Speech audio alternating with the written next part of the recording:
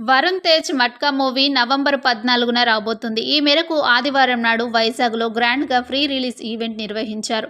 ఈ క్రమంలో వరుణ్ తేజ్ స్టేజ్ మీద మాట్లాడినప్పుడు కాస్త నిజాయితీగా మాట్లాడినట్టుగా అనిపిస్తుంది.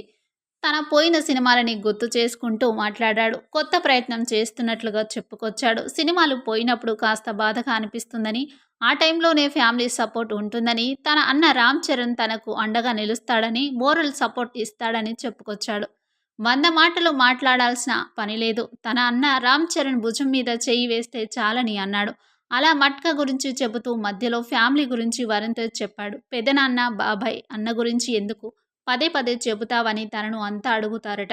మనం పెద్దోళ్ళం అవ్వచ్చు, అవ్వకపోవచ్చు, సక్సెస్ అవ్వచ్చు, అవ్వకపోవచ్చు. కానీ మనం ఎక్కడి నుంచి వచ్చాం, ఎలా వచ్చాం అన్నది చెప్పుకోకపోతే ఎంత సక్సెస్ అయినా వృధానే అని అన్నాడట.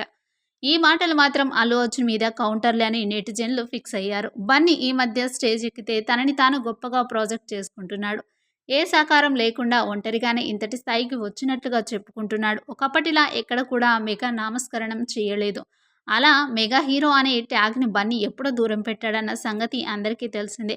చిరు మేనల్లుడిగా ఎంట్రీ ఇచ్చిన బన్నీ ఇప్పుడు 'పుష్ప' అంటూ తన సొంత బ్రాండ్‌ని క్రియేట్ చేసుకున్నాడు. అందుకే వరుణ్ తేజ్ ఇలా కౌంటర్‌లు వేసి ఉంటాడని మెగా ఫ్యాన్స్ అనుకుంటున్నారు.